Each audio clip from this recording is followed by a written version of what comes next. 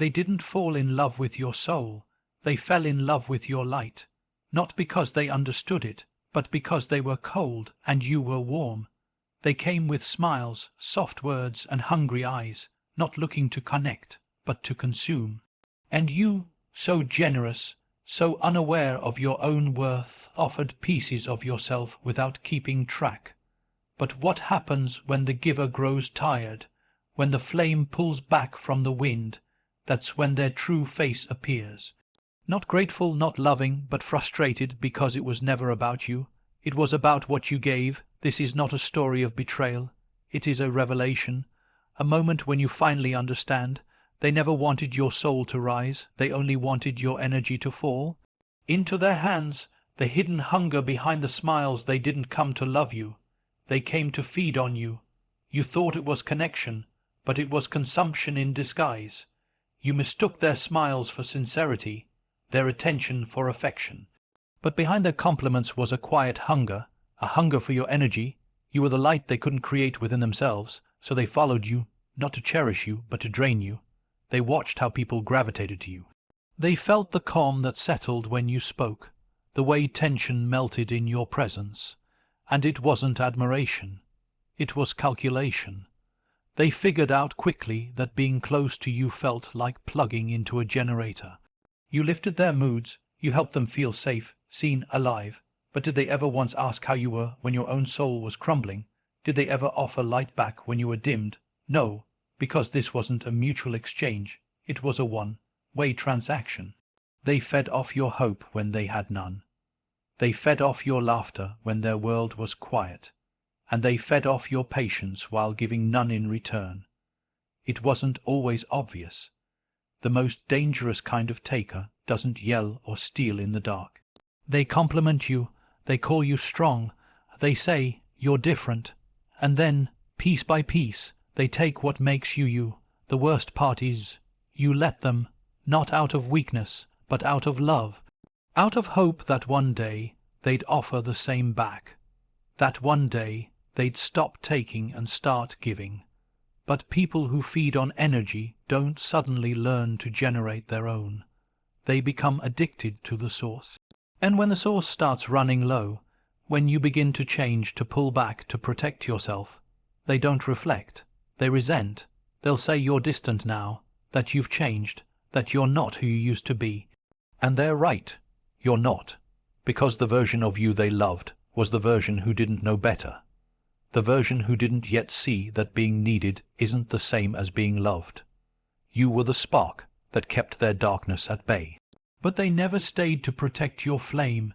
And now that you've turned inward, now that you've stopped pouring into people who never learned how to hold your love with care, they're starving, not for your presence, but for your power, that thing in you that lit their shadows and made them feel momentarily whole. They didn't want your soul. That would mean loving you. They wanted your energy. That only required taking.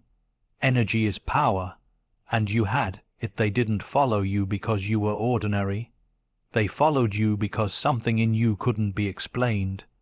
You walked into places and shifted the atmosphere, not with noise, but with presence. You didn't need to beg for attention. The room just noticed. Not because you tried, but because your energy whispered something louder than words ever could. It was calm but commanding, gentle but unshakable.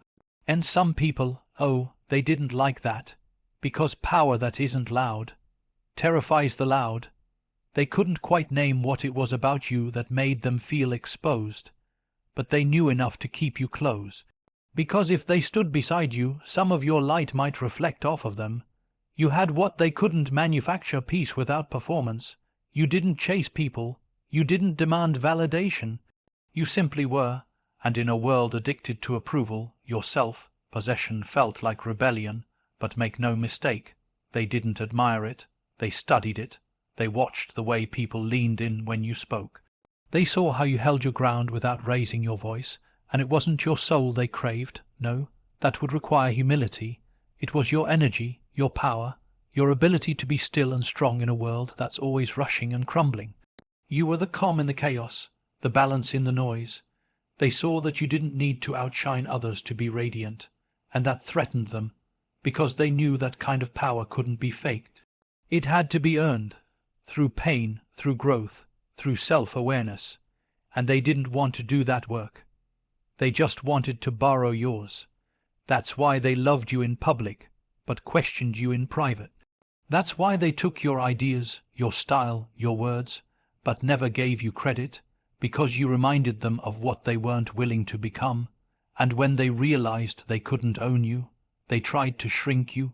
Suddenly you were too quiet, too intense, too much. They tried to make you second. Guess what had always set you apart? Because dimming your light was the only way they could stop feeling small in it. But they forgot something. You were never trying to be powerful. You were just trying to be true, and the power came naturally from that truth. That's what they couldn't replicate. That's what they couldn't steal. So, when they left, they didn't just walk away from a person. They walked away from a presence.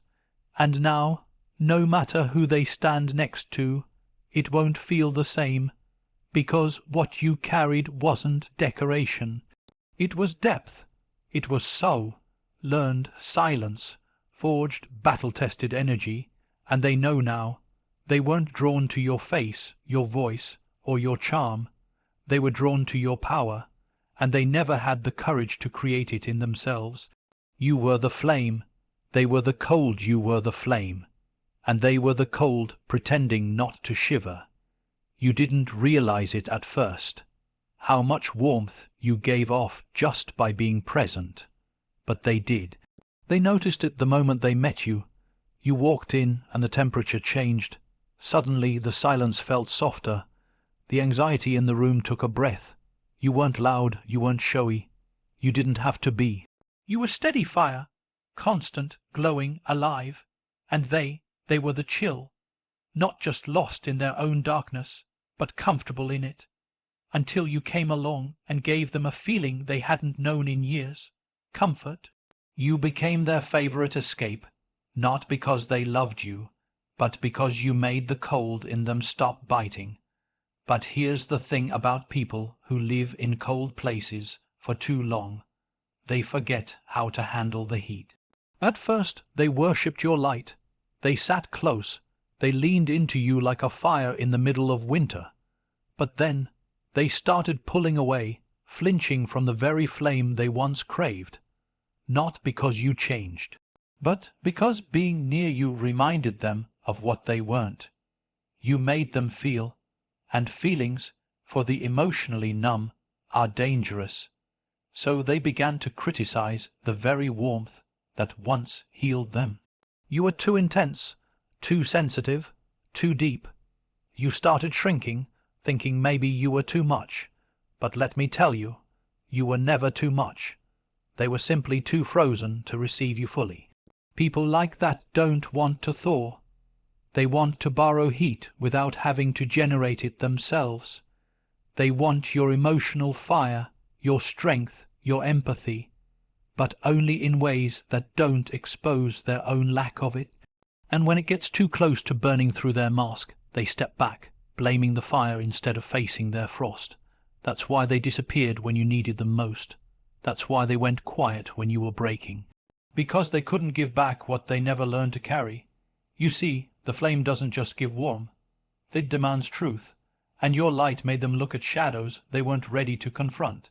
So they chose the cold again, because the cold, while lonely, feels safe to those who have made it home.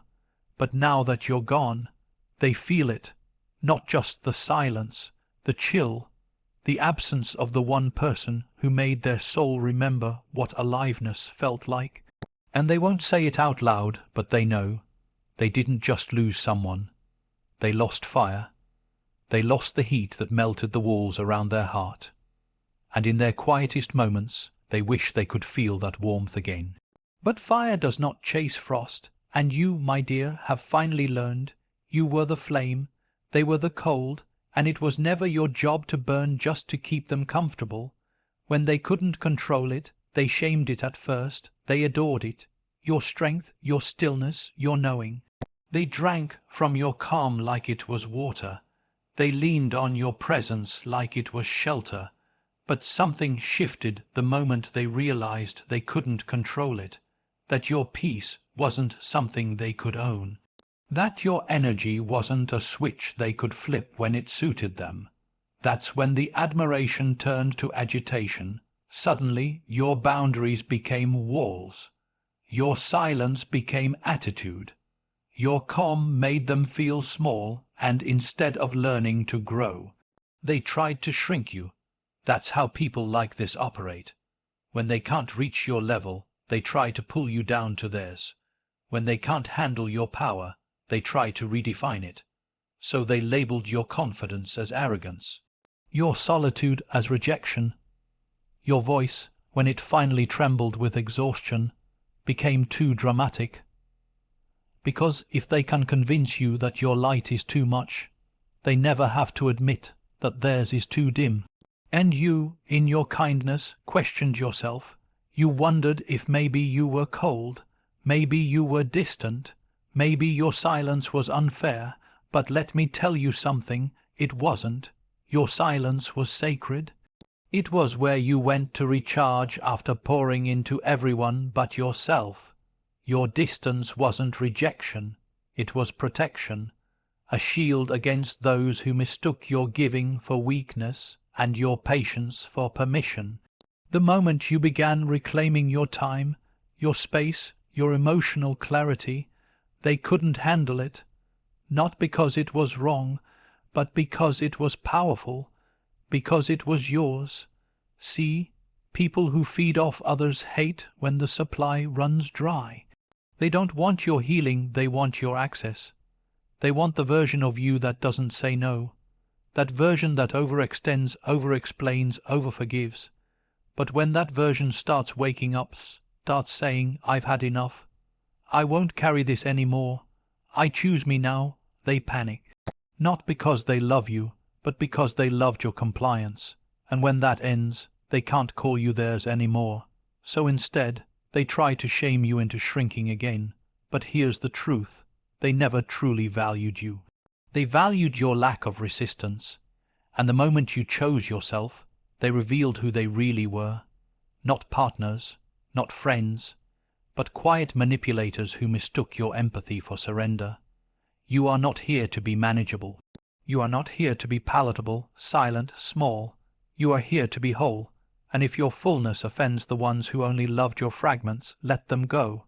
Because anyone who shames your healing was never invested in your well-being. They wanted your obedience, not your evolution. But now they see. Your silence isn't emptiness, it's power. Your distance isn't cold, it's clarity. And your boundaries, they're not selfish, they're sacred. And now they no longer have the keys to your energy. You took them back, and that was your awakening. Now that you're gone, the light feels distant, they didn't notice it at first. The silence, the way the air felt heavier, the way the days became longer, even though the clock still ticked the same. They thought you were replaceable, just another kind soul, just another voice of reason, just another giver. But now, in your absence, the truth echoes louder than your presence ever did. You were the light. You were the comfort they never had to ask for, the energy that softened sharp edges, the calm that held chaos together. You weren't just a person in their life. You were the heartbeat. And now that you've stepped back, the void is undeniable. They scroll through their contacts, but no name feels like home. They laugh in rooms full of people, but something feels off. Because no one reads the silence the way you did. No one stays when the smile fades. No one offers warmth without needing attention. You were rare, and now they feel the difference. At the time, they didn't understand what they had. You were consistent, so they assumed you always would be. You were forgiving, so they tested the limits. You gave freely, so they stopped saying thank you. But love isn't endless when it's unreciprocated. Energy runs dry when it's only taken, never returned. And you got tired quietly, slowly. You didn't make a scene. You didn't scream. You just started choosing you. They didn't even notice your exit. It was that graceful. But now they notice your absence. In their loneliest moments, they remember the way you used to reach out first, the way your words wrapped around their pain like a blanket, the way your voice, steady and sure, calmed the storms they never dared name. You weren't dramatic, you weren't loud, but your presence was loud enough to be felt. And now that it's gone, the silence feels deafening. They'll never admit it, not fully. Maybe they'll say they miss you. Maybe they'll say they've been busy, but deep down they know they lost someone who never asked for much, yet gave everything. Someone who didn't need attention, just respect.